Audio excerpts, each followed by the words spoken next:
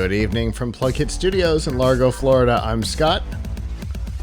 I'm Avram. And we are here with episode 546 of F5 Live, refreshing technology for Sunday, December 29th, 2019. This show is a proud part of the Tech Podcast Network. If it's tech, it's here. This week, Sony's changing the controller. Cox is paying for your privacy. Nope, piracy. It's okay. It's the end of the year. I'm going to make mistakes. And Sling is charging more for their TV. Wherever you are and however you're accessing our show, whether it be on social media, Facebook, Instagram, Twitter, Snapchat, on any of our live stream platforms, livestream.com, Mixer, Twitch, YouTube Live, Facebook Live, or Periscope, on any of the podcatchers, Apple Podcasts, Google Podcasts, Stitcher, or any of the others, or of course on our website, PLUGHITZlive.com. Thank you for making us a part of your day. There are two ways that you can do that. The first is Sunday nights about 9 p.m. Eastern Time. You can go to f5live.tv/join us. There you can watch us live and chat with us in the studio. Give us your feedback on the topics as we talk about them. We always love to hear what you have to say. If you can't join us live, that is okay. If you go to PLUGHITZlive.com/subscribe, you can see all of our shows, including F5 Live, The Piltch Point, and a lot more, and find all the different ways that you can subscribe to these and all the other shows. I think that's the spiel, Avram. How have you been? Not too bad. It's a quieter week, because our office has been officially closed like Thursday, Friday, Monday, Tuesday, and Wednesday. Okay. So even though I still have to do some work, I'm not doing it that many hours a day, and I'm not getting as much done as I would have liked to, because I am actually spending some of that time with my family. I know that's terrible, but it's kind of difficult. It's kind of difficult to, my son is off. It's kind of difficult to be like, I just want to see if I can write an extra review during my time off. Right. So, no, I gotta, I want to spend the time with him. So, sure. It's unusual to get that much contiguous time together. Yes, it is. Right, because even if I take time off, even if I use a vacation day, he's got school. So, right. So it's so it's been a fun few days. Good. Looking. I'm starting to feel nervous about CES, which I know we're both going to be at starting next week. I don't have all my appointments scheduled yet. It stresses. CES is just one big stress. Yes, it is. Truer words have never been spoken, Avram. Yeah. I'll just leave it with this. I like to think of CES as sort of like one of my daughter's soiled diapers. The only thing worse than changing it is not changing it and letting it fester. So that's what CES is like. The only thing worse than going is not going and missing out on important stuff. Right. So, like, I gotta go, and everyone who I meet there, all the companies I meet there, it's all lovely. It's great. It's just getting around with all of the crowds and the different locations, and having to march through these casinos where you're trying to make you get lost because they have like signs pointing in like 5 different directions. It's just waiting in a cab line for an hour to get a cab to go from one place to go a mile. Yep. It's that's the part that becomes a real pain in the butt. Yeah. Well, my show experience is going to be a little different this year, since I will be spending probably most of my week in the live studio. We have 152 interview slots. Wow. In 4 days. Well, listen, if all you're doing is if I got to just stay in one place there, then there wouldn't be so much stress. Yeah, it's a whole lot easier. Of course, the fact that that Michelle and I are getting to executive produce the network's coverage this year adds a level of stress on top of the norm. But I'm very excited about it. Michelle is very excited about it. We've got some really cool stuff planned, both for during the week and the end of the week, and I can't wait. And on top of that, as we tend to do at CES when we have something new and exciting within our own company, we will be debuting some new branding during CES this year. So if you're watching us on YouTube right now, you are already seeing the new branding. It's where we've been testing it. But everybody else will get to see it.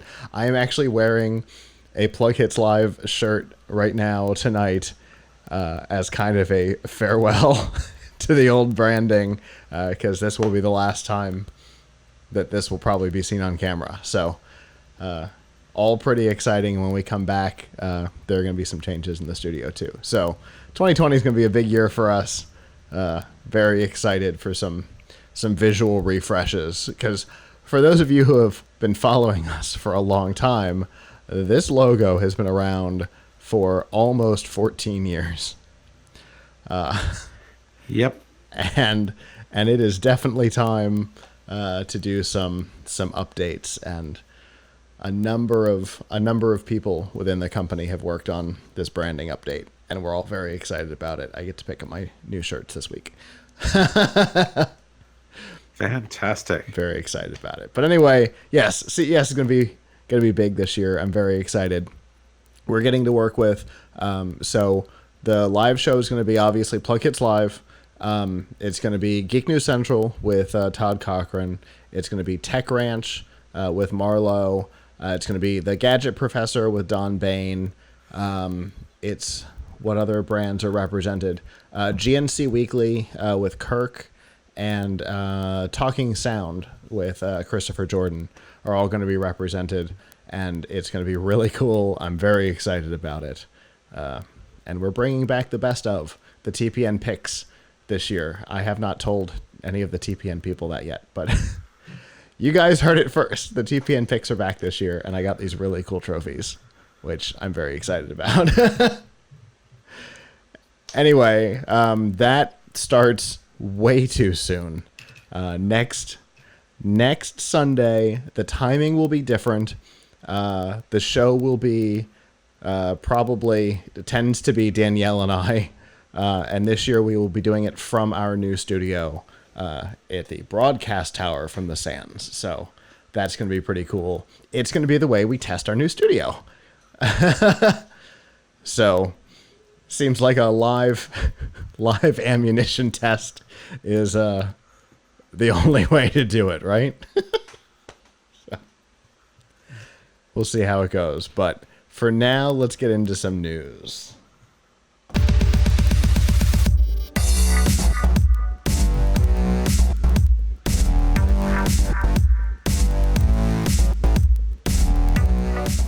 This week's Nifty Gifties and F5 Live is proudly powered by the Microsoft Store. Whether you're looking for a new laptop, a tablet, VR or AR headset, an Xbox One S or X, or a host of other products, including software and games, you can find it all at the Microsoft Store. And if you're a student or active military, you get a 10% discount on almost all products. And to find all the deals that are going on right now, you can go to f5live.tv/Microsoft. So we have talked a lot about two topics over the last year. We have talked about the evolution of messaging and the government's insistence that encryption is insane. And this week, those two stories seem to have come together in a fascinating way.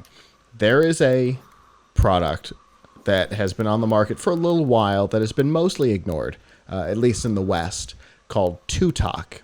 Yes, I know, it sounds a lot like TikTok, and that's almost certainly on purpose. But 2Talk is a messaging platform that is not banned in countries where the high-profile messaging services are either banned or censored, like Messenger or WhatsApp or things like that. As it turns out, the reason why it's not banned in countries like, for example, the United Arab Emirates, where the ones I mentioned, Messenger, WhatsApp, things like that, are banned, is because it's owned by the government, the United Arab Emirates government, and it's being used to spy on people who are using it. The website and the app description talk a lot about privacy, but never mention encryption. And so I guess all that talk about privacy is smoke and mirrors, because all of the data that goes through the service, including your location and contact list, which they get permission for under the auspices of giving you intelligent recommendations for friends, all goes through a firm called Dark Matter, which is under investigation by the FBI for international espionage. So, why is their name of their company so on the nose? Like, it's like whenever you watch a show and like the villain is named like something with the name Mal in it or something like that, like Malefactor or something like, oh, well, I guess this is the villain. Right. Like, it's like, don't throw, like, it's like the software version of Peter and the Wolf. They're not trying to hide anything. Right, exactly. Like, they're not even, they couldn't spin it as a euphemism or something like that. No, Dark Matter. Yeah. Yeah. Yeah. I know. Well, it's amazingly self-aware. It's true. So the hacking firm, and that's what they call themselves, is a hacking firm.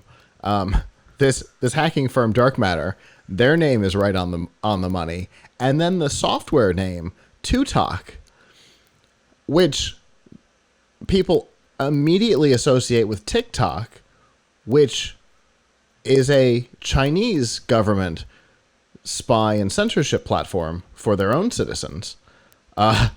Here you've got a United... TikTok... What? Wait, TikTok is used by the Chinese government? It's owned and operated by the Chinese government. Really? Uh-huh. Yeah. TikTok is owned and operated by the Chinese government, and the government uses the data that goes through it to determine people in China who are mentioning topics that are off color, like homosexuality or democracy. Yeah. TikTok is a terrifying platform, just like Tutok. But isn't TikTok where people listen to Old Town Road? It's where young kids dance with no shirts on to music that they don't recognize. Oh, all right. It's yeah. Well, I guess TikTok is the evolution of the old Musical.ly app after the Chinese government bought that app. So I mean, they immediately associated themselves with government spying and censorship right from the name. Yeah. So this whole thing is pretty well on the nose. Yep. So TikTok this week was banned by the federal government and the military from use by any government or military personnel. Tutok was in the process of being banned by both the government and the military from use once this came out. But Apple and Google made sure to take care of this one and pulled it from both of their stores. So, at least in the West. Who knows if it's available elsewhere, but it's definitely not available in the U.S. anymore. So, I guess sometimes they act on credible information. But, yeah, absolutely fascinating, especially considering, theoretically, the UAE is I mean, it's a dubious partner, but it is technically an ally in a number of fronts. For example, the war on terror, the UAE is an ally of ours. And here we are going, uh-oh. So where this intersects with our other topic from the past year is if a messaging app does not mention encryption and does not transparently offer encryption and just talks about privacy, it's nonsense. It's what Snapchat did, and it turned out, oh, yep, privacy. Yeah, your messages disappear from the other person's device in 10 seconds, but we're going to store them all on our servers unencrypted forever. So if they don't transparently talk about encryption, the privacy they're talking about is nonsense. So definitely be careful. Watch wording. Language matters.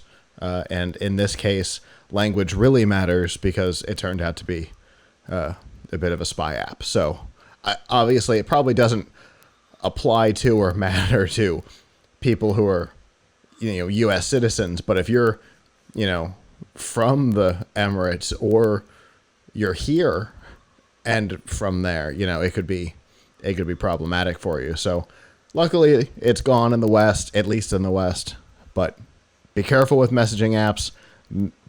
You can't necessarily trust them just because they're trendy.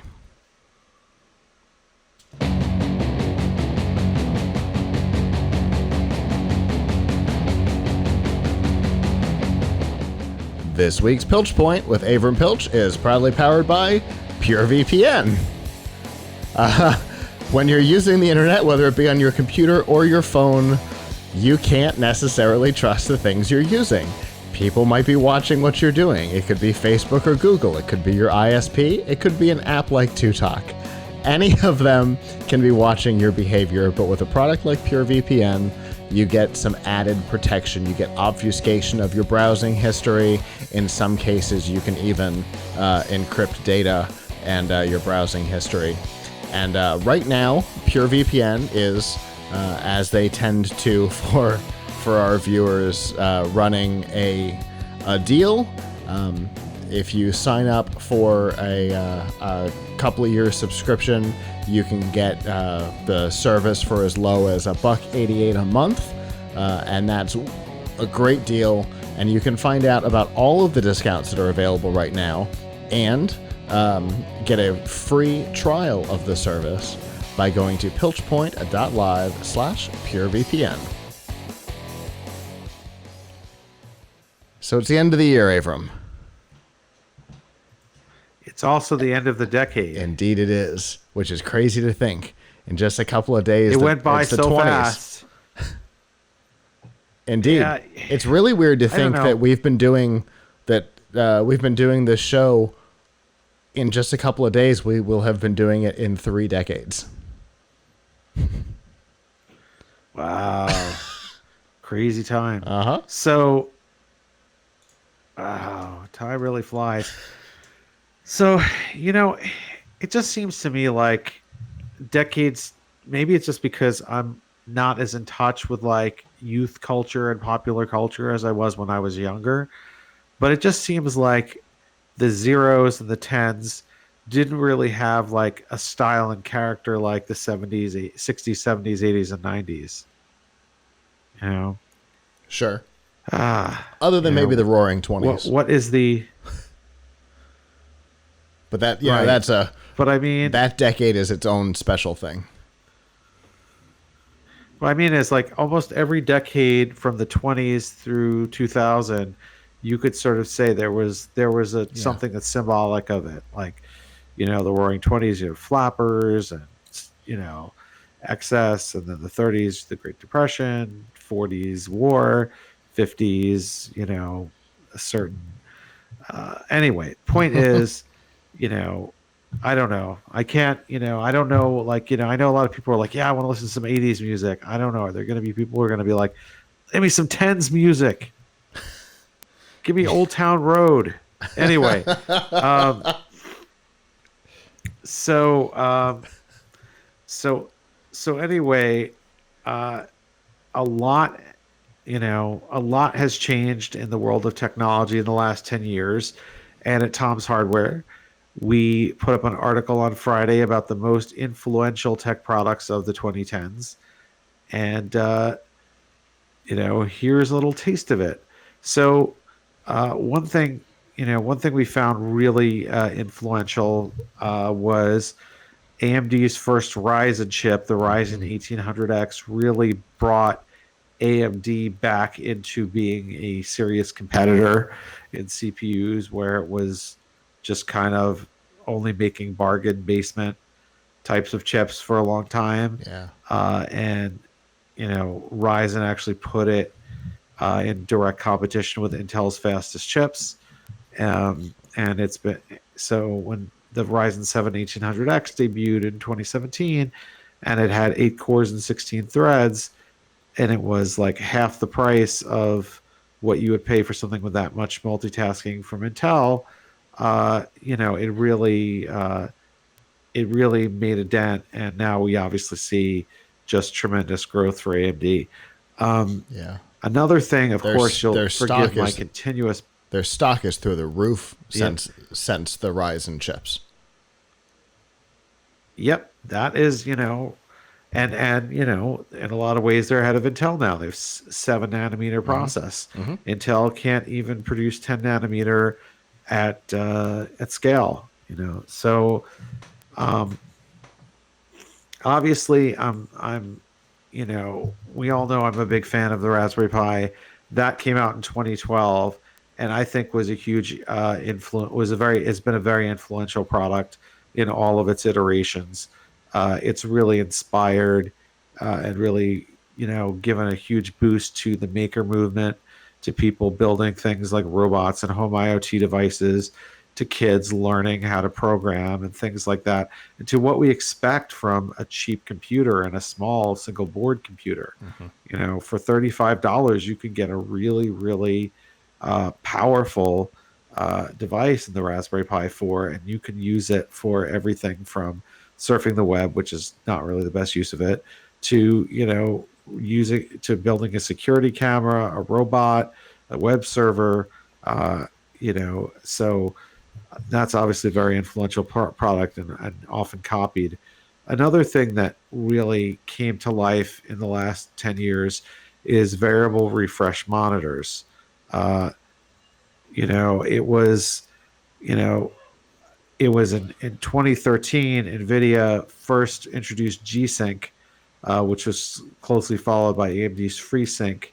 And now we generally call the whole thing adaptive sync.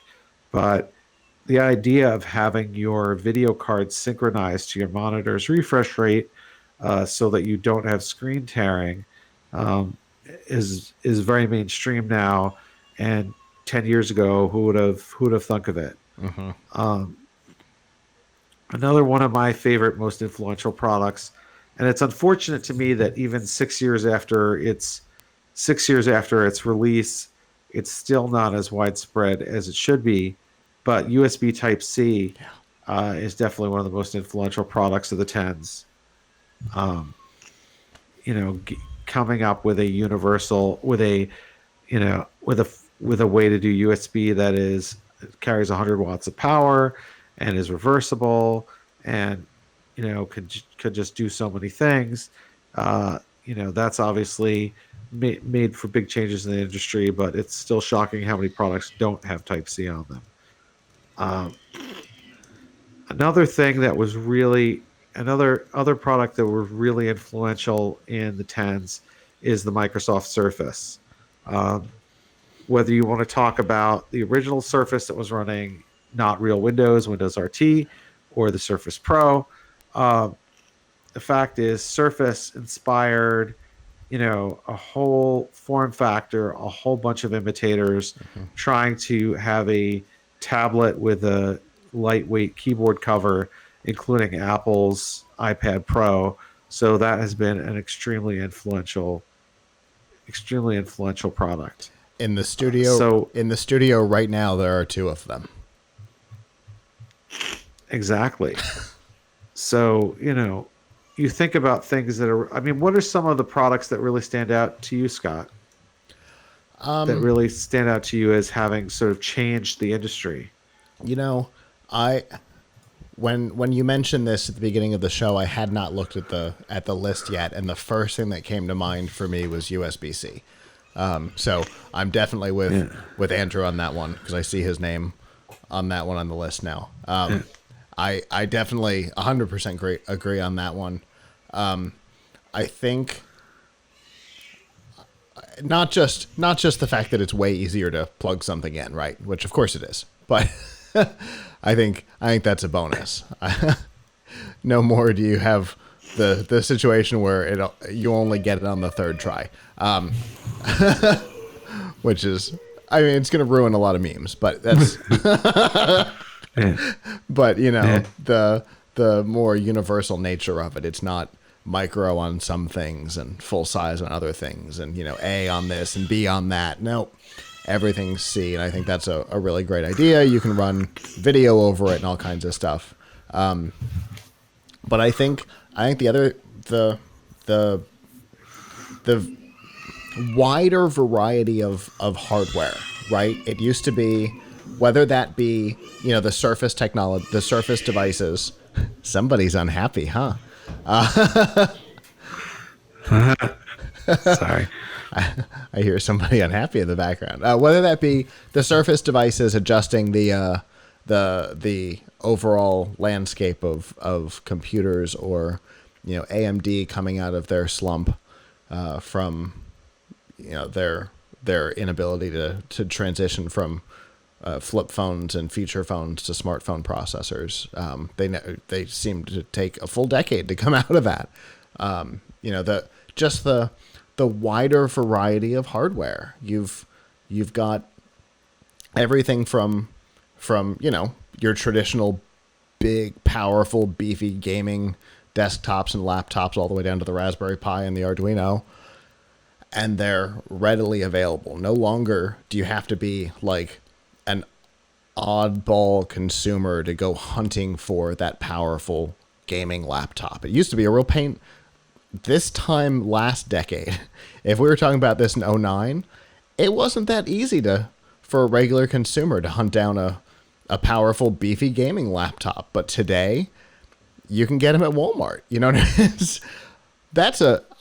I just think the variety of hardware that has come out of this decade has been probably the biggest influence. And I think that has to do with the technology getting smaller, right? We've got so much stuff that's been able to get smaller and more powerful in a smaller piece. So, miniaturization might be my thing for the decade. That might be the biggest technology now that I think it out. Yeah. I mean, if you take that trend and you extend it, think about, even now, while they're readily available, gaming laptops are still fairly heavy, and you can't actually game on them unplugged. Yeah. Usually, the video card throttles, and you can't really play just on battery power. You could use it as a computer, but it's usually integrated graphics or something when you're on battery power. So, that to me says, like, that's the next step, is, can you actually play wirelessly? Can you actually play unplugged? And that, I think, requires some advances in terms of either better integrated graphics or more power efficient discrete. Yeah. I can see that we're not going to really, battery technology is not going to provide the solution. It's No. going to have to be power efficiency. Sure. And the other thing that I think is going to be the technological takeaway from the 2010s is going to be virtualization. Whether it be the idea of cloud computing and how easy virtualization has become for software developers in the cloud to be able to go to Azure and say, new web service for computers with a load balancer, walk away, and 8 minutes later, it's ready to publish to. That's crazy. And the fact that you can scale that machine from 1 core to 16 core in about 3 minutes, that's insane. And, you know, when Bill Gates and Jerry Seinfeld were walking out of the mall with a pair of shoes and somebody said, "To the cloud," I know that this isn't what they were talking about. But, you know, I think, you know, if you look at how many things it has made possible, you know, Project xCloud and Google Stadia and things like that on the gaming side, you know, that ability to take some of the load off of the computer and put it somewhere else. Or we talked to a company at Collision this year that was doing something similar, but not really, for VR and AR, where they were kind of offloading some of the rendering so that the hardware didn't have to be as beefy in a headset. You know, just the idea of virtualization, the ability to push stuff, you know, hard stuff off site, and be able to do it remotely and just push the results back down. I think that'll be one of the takeaways for this decade.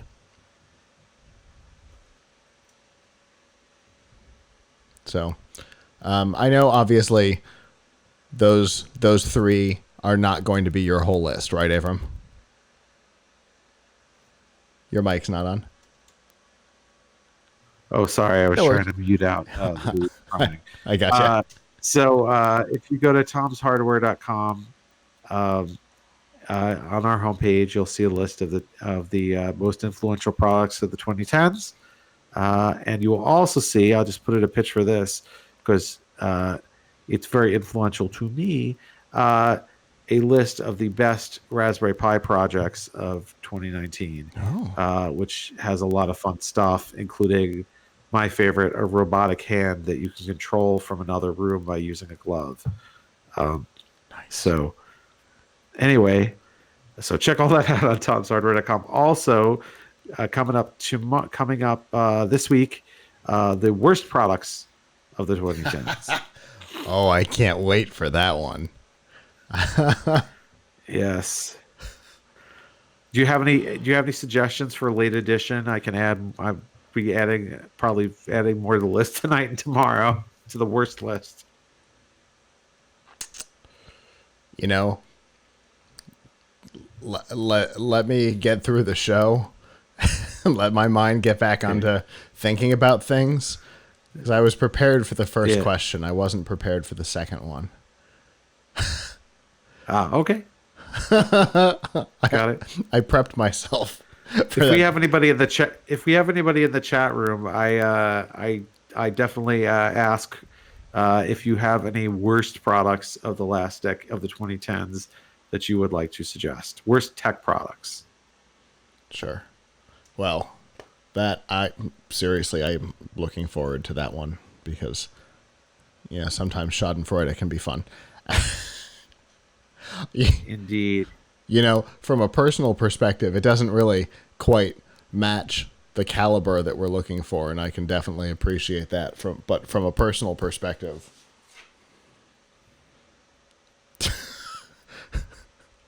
this damn LED strip that has owned my life for the last 5.5 weeks.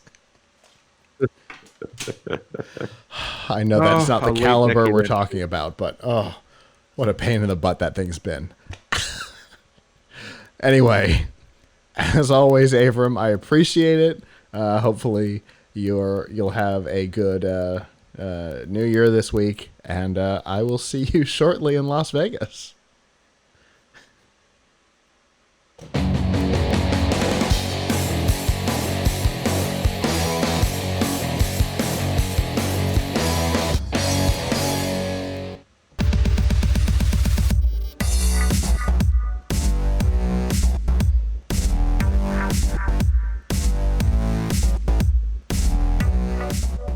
This week's Extra Life on F5 Live is proudly powered by Razer. All the accessories you need to up your game on both PC and consoles are available from Razer. Whether you're looking for a new keyboard or mouse, like what we use here in the studio, you're looking for a cool webcam that's got a chroma key built in, or you're really into RGB LED and you want to really pimp out your office or your gaming room with devices that all light up in sync with one another, Razer's got it all, and you can find all of those products by going to f5live.tv/Razer.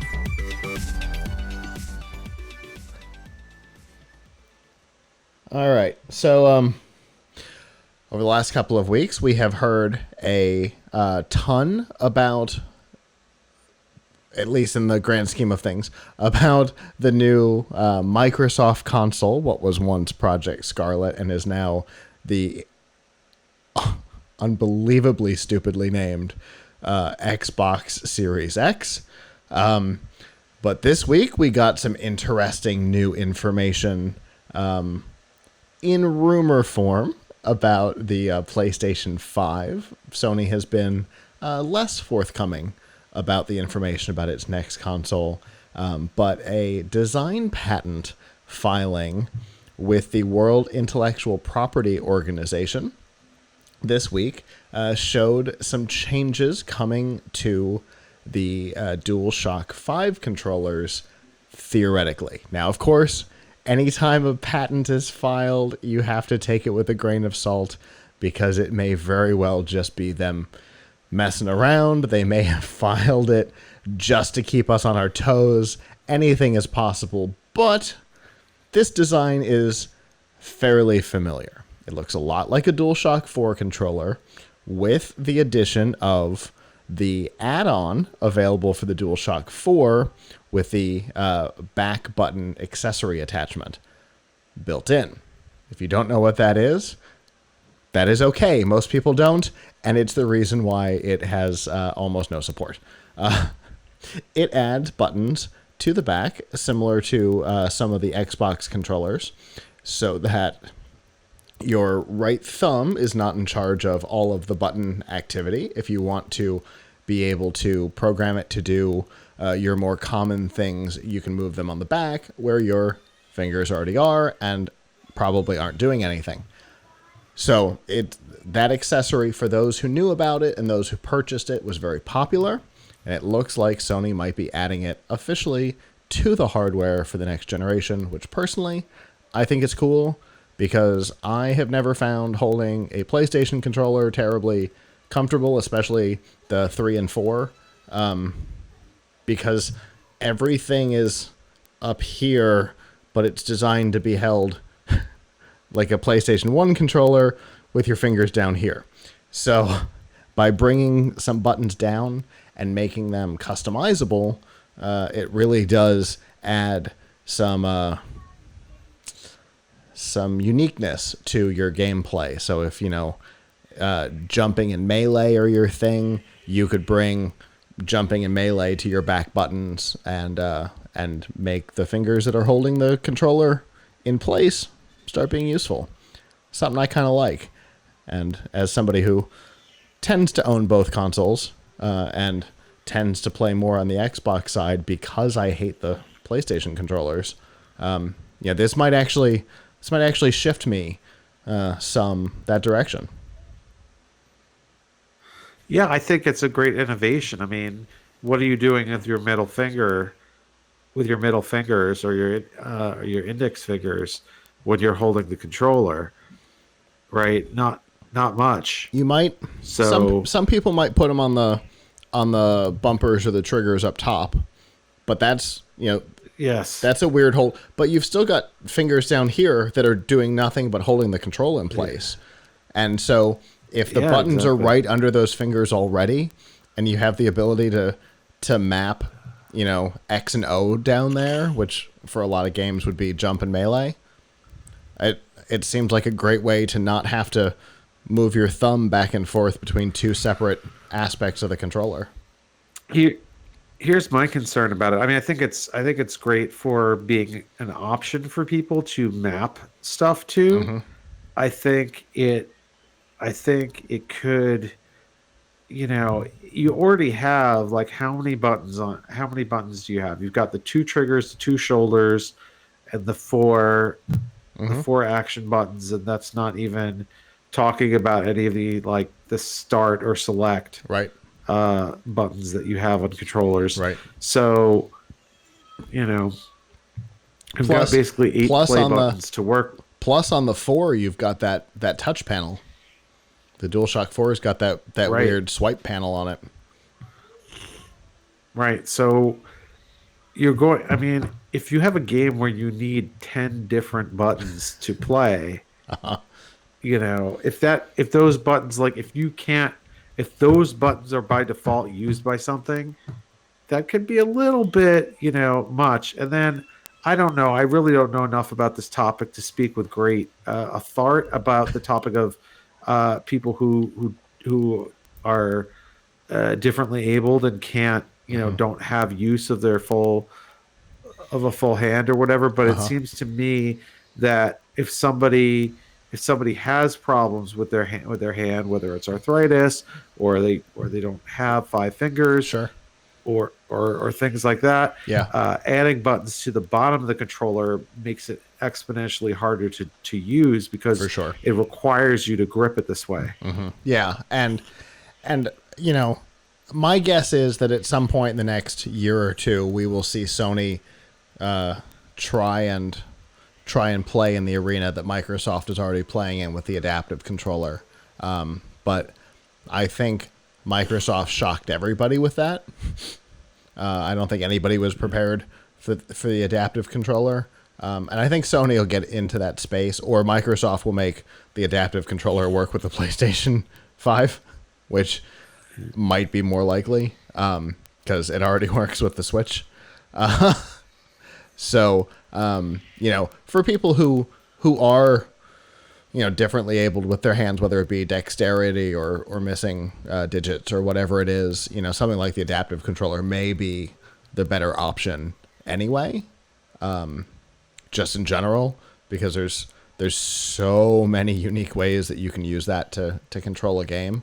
But yeah, I mean, just in all reality, it's going to be weird for a lot of people, even long-term gamers. These buttons might be weird for a lot of people and might be difficult for a lot of people to be able to access. But since they are remap buttons and not unique control buttons, I think that's important. They will replicate another button on the controller, which I think is way better than, like you said, adding 9 and 10 to the controller. Now, if you're using it on a PC or something where you can, maybe there are macros or something that Sure. you want for certain games where that makes sense. Yeah, absolutely. I would imagine that the control software that will inevitably come out for the PC, because the DualShock 3 and 4 both have control software for the PC. I would imagine that the reprogrammability would be there to do more complicated, more interesting things than just remap the X and O button.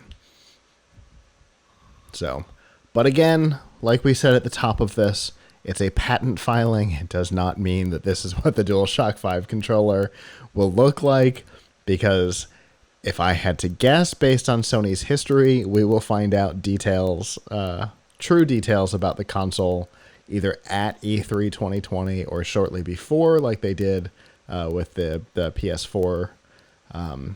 They did their solo event and then gave bigger details at E3. One of those behaviors will be what happens. So they have several months to really nail down what their plans are. More so than, say, Microsoft, who already showed off a photo of the Xbox Series X Phone 7 controller at their last event. So I cannot stop hearing in my head Windows Phone Series 7 when I say Xbox Series X. It's like, did you guys not learn your lesson with Windows Phone Series 7? It's so hard to say. Xbox Series X is no better. Anyway, doesn't matter. Not what we're talking about. That will be the branding disaster of 2020. For now, that doesn't matter. But it will be interesting to see what Sony does with the controllers.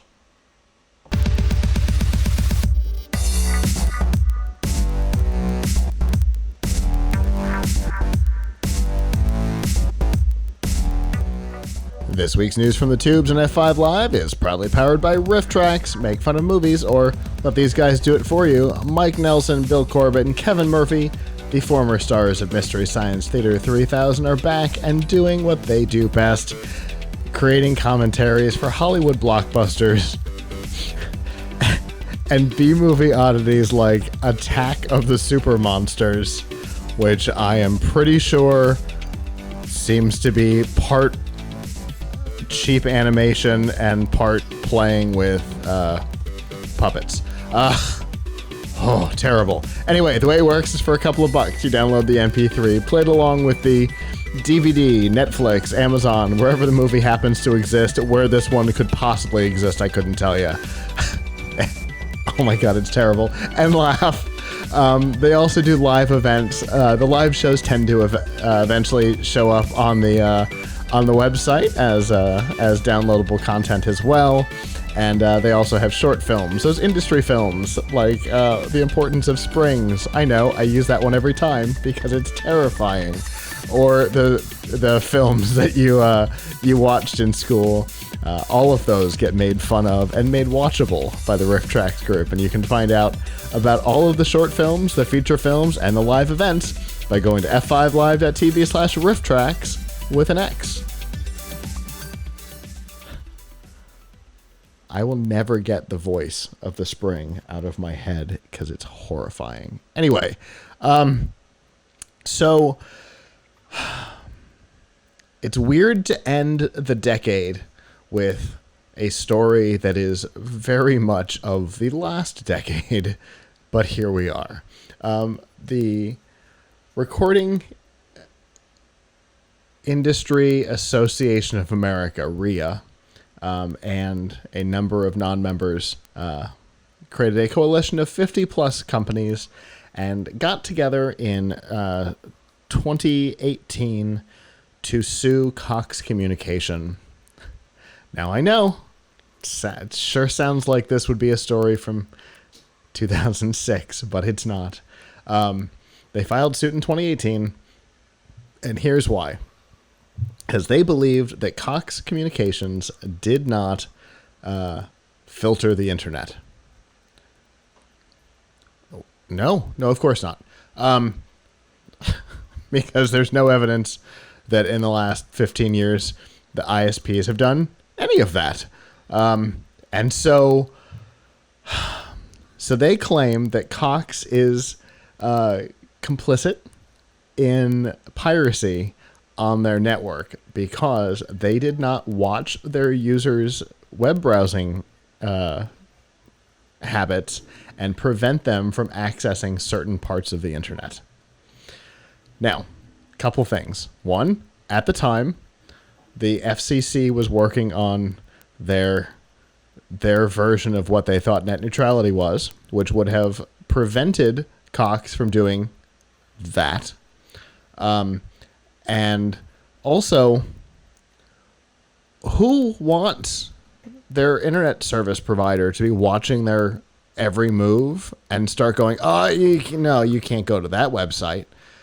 So, but RIA does. RIA wants them to be doing that. And unfortunately, a federal court in Virginia does too. Because the suit, after 3 weeks of trial and testimony, resulted in a $1 billion fine against Cox Communications for just over 10,000 instances of their complicit action. $1 billion because they did not filter some people's internet access. That is a terrifying legal precedent. Well, what it says is, Cox, you should be monitoring people's internet usage, and so, you know, I don't foresee uh, ISPs like, if this stands, expect every ISP to try and do more things to spy on your internet usage to make sure that you're not doing something that they could get sued for. That's very bad. Yes. That really says you should be using a VPN. I was going to say, that brings us right back to pure VPN, doesn't it? Yes, that really says you should be using a VPN. Although, I wonder, is there a way for them to ban VPN? They'd have to know all of the endpoints. So, I mean, the likelihood is low. It would be a complicated. Yeah. It would be a complicated thing to do. It's not like they can, like the ad blockers that know that, link share or or link synergy or whatever the domain is a known advertiser. Knowing all the IP endpoints for a VPN would be crazy. Yeah. Fair enough. But yeah, that's really not the precedent that we want to have as internet users, whether you think, hey, piracy is bad. That's beside the point. Also, if there was 10,000 compromised recordings, only 10,000? 10,026, I believe, was the number. Because why go with a round number? So, if that's the case, don't you think probably more than 10,000 songs, unless you count having the same song shared by different people at different times as one, don't you think people probably shared more than 10,000 songs somehow passing through Cox? Absolutely. So, so are they going to come back for more? I mean, are they going to come back for more? It's a fascinating question, and there's two parts to the answer. The first part is there are pending suits against the other ISPs for the same thing, and now that there is a federal precedent, only a federal court can hear them, which is what they were going for. And with a legal precedent, unless they end up in a different circuit court, the precedent is all that matters, and a trial doesn't have to be held, which is summary judgment is terrifying. And yes, almost certainly they have got a database filled with future complaints. Almost certainly. I have no doubt. Yeah. So, I mean, this is even worse, I think, than when they started to sue individual users, because at least people were being held responsible for what they did. I mean, there was that grandmother that was sued for using LimeWire, even though she had a Mac and LimeWire didn't work on it. But yes, Well, okay. In theory, if it was correct, they were being sued for something that they individually did. Sure. But now, who's going to pay this $1 billion? Everybody. Obviously, Cox. Subscribers to Cox. Yeah. Everybody at Cox is going to pay it. And they're not just going to pay it in dollars. They're going to pay it in their privacy. Because this is exactly what would Cox have to do? Now, what I don't understand is, doesn't the DMCA, the Digital Millennium Copyright Act, have some kind of safe harbor for ISPs for this kind of thing? It did. But over the last, not the last 2 years, but before that, 3 to 5 years ago, parts of the DMCA were dismantled. Including the stuff that holds YouTube, PLUGHITZ Live, Tom's Guide liable for the comments on our sites. It's the reason why it's what started some of the trouble with YouTube recently. A lot of the safe harbors were dismantled. That's really terrible. Agreed. I mean, somebody should do something about that.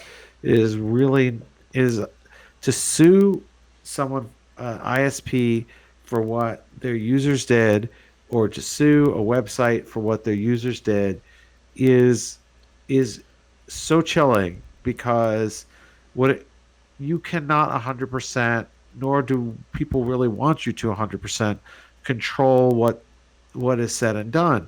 So like, if you do that, then like, just take it to its logical conclusion. I mean, look at how much stuff is posted on Facebook and social media. Like, it's, where does it end? Mm-hmm. Absolutely. And does it end at digital, or does a mall owner become liable for providing the parking lot that a robber used to store their car during a robbery? It's. I mean, it's not insane, because to say that, because once again, Cox provides a pathway to the information superhighway. Sure. As we used to call it. It definitely that definitely aged just as a road. Avram. Yes, I know. So you're getting on the road. They can't, tell what you're doing on the road. Mm-hmm. I mean, it's right. Is the federal government responsible for liable because a bank robber drove down the road? Right. How is that any different? It's not. The government could be spying in every car to see if there's bank bags or, whatever stupid thing. Yeah. But that would be crazy. Just like Cox or Comcast or Charter watching every packet that comes through their network to determine whether or not it contains music, and if it does, did it come from iTunes? What?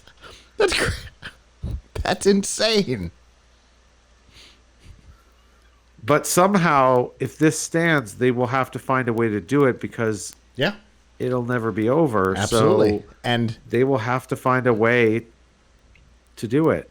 Absolutely. And the interesting part is they can go contact the ISPs in Britain, many of whom stopped providing internet access for a while entirely because they could not figure out a technological way to prevent access to adult content, which the British government mandated that they do. And so they just stopped providing internet access for a while. They're like, well, technologically not possible. Bye-bye. So yeah, I mean, it's a complicated thing if the ISPs in Britain just went, nope, we're going to shut down entirely until y'all change your minds on this crazy thing.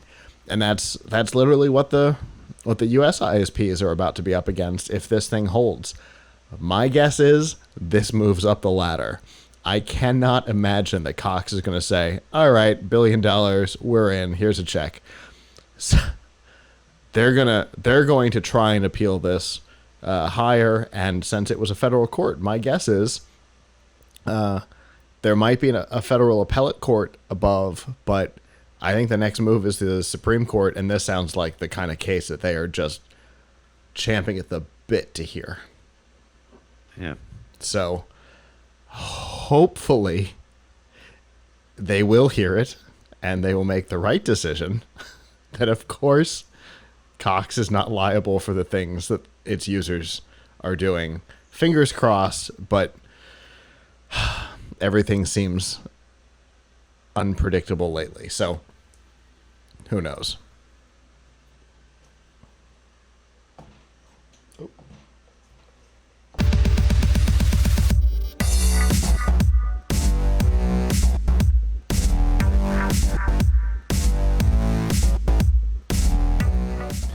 This week's DRM Not Included in F5 Live is proudly powered by Amazon Prime. In addition to your free shipping that you already know about. There's a lot of other features that you may not, like Amazon Prime Music, which gives you several million tracks available to stream for free as part of your subscription. Amazon Prime Video, which gives you TV, movies, documentaries, both original and licensed content, and all kinds of stuff is available, all as part of your subscription. And for me, it's all about Twitch Prime. You get one free subscription every month that you can use to financially support the content creator of your choice. You could use it to subscribe to PLUGHITZ Live and help us out, or any other content creators out there, and it doesn't cost you anything. And you get free games every month. Free games and in-game content for other games. If you're a Prime subscriber already, you'll want to check these features out, and we have short links so that you can find them easily. And if you're not already a subscriber, we've got a free 30-day trial so you can find out if Prime is for you, and all of that is available by going to f5live.tv/prime.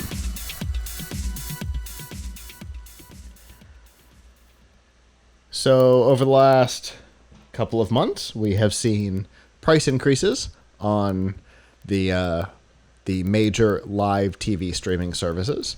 YouTube TV has done it. The service whose name seems to be its own moving target. It was DirecTV Now at one point. It's now AT&T TV Now. Who knows what it'll be called in the future. That service seems to get a price increase every other week. But the originator, the company that made the concept popular, Sling TV, has managed to avoid it until now. Their two primary packages, the orange and the blue, are both seeing a price increase. They will go to $25? No, $30 per package, and $45 if you subscribe to both of them together.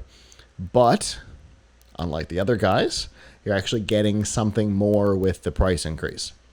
Both packages are adding new channels. Both packages are adding a 10-hour cloud DVD feature to your subscription. So for this, in the grand scheme of things, slight price increase. It's certainly not the 20. I think the last I saw it was the AT&T has gone up $23 in the last per subscription has gone up $23 in the last year. I think this comes out to about $5 more per subscription, and the orange package has stayed the same since January 2018, and blue has never had a price increase since it was announced at CES a number of years ago. So they've definitely held off, but I think they're a bit of a victim of their own success. The idea when they got started, the idea of a streaming-based cable provider totally made sense. But in the time since the CES announcement, we've seen, Avram talks about it. We talk about it a lot. The pairing of pipes and content has come together a lot. Comcast has way more control over NBC Universal now than they did when Sling TV was announced. CBS has its own service that provides your local cable channels. NBC with Peacock is going to bring that capability. AT&T owns both DirecTV and Time Warner, which means Turner, and all of that content as well. So there's less of a reason for AT&T or Comcast to negotiate with a company like Sling, who didn't used to be, but is now much more of a competitor. So I think the price increases were inevitable, but I think they were smart. They signed some long-term contracts early on. But it seems like maybe those are starting to come up, and we're starting to see some price increases. But they created a concept that caught on, right? The idea of a cloud cable subscription was crazy when when Sling said it at CES, everybody was like, I'm sorry, what are you pitching? And now, Hulu and AT&T and Google all have competitors. Heck, Sony got into it with PlayStation Vue. So, but that single place for everything seems to be breaking up a little bit in a sad way. But I think that was the only way it was ever going to go when the cable providers started buying content too. Yeah. Yeah. I mean, it's like a cost of living increase all the time. With the cost of content just keeps going up and up and up. And part of it is, you keep getting, obviously companies want to keep upping their profit. Sure. But it's also the fact that it probably gets, it's a circle, right? Because, it costs more to produce the content for the shows. That cost gets passed along to the from the networks that pass it along to the cable providers that pass it along to you. Right. So, sure, because you can't, people even from a sitcom, people aren't expecting, Mork and Mindy quality filming and studio setups, or even Friends quality filming and studio setups today. They're expecting, The Office and Parks and Rec, which had significantly higher budgets for filming and production, and so even sitcom cost is going up. But then you've got your big budget stuff, Game of Thrones and Sense8 and Stranger Things, Lost in Space, stuff like that. All of that has caused the networks to have to bring up their quality. Stuff like The Expanse, you wouldn't have seen something like that on cable before the likes of Stranger Things and the modern Lost in Space kind of stuff. They've had to bring their quality up, and with that comes cost. Have you watched The Expanse? I have started, for sure. I watched it when it was originally on Sci-Fi, and now I've seen the 4th season on Amazon, which is actually probably the best season. So, yeah, that's good content. But anyway,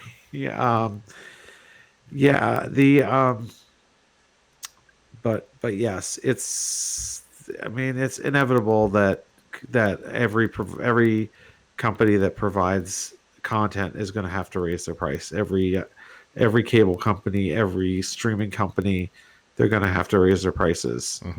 So the fact that they held off for 2 full years is impressive. Good for them. But when you hear about, I think of this almost like I think about the same way that I think about public transportation costs. Here in New York, you probably don't have concerned about that in Florida because everybody drives probably. But here, we've got our railroads that take you from the suburbs to the city, and we've got our, and you've got the subway and the bus within New York City, and it's like every year or two they raise the price.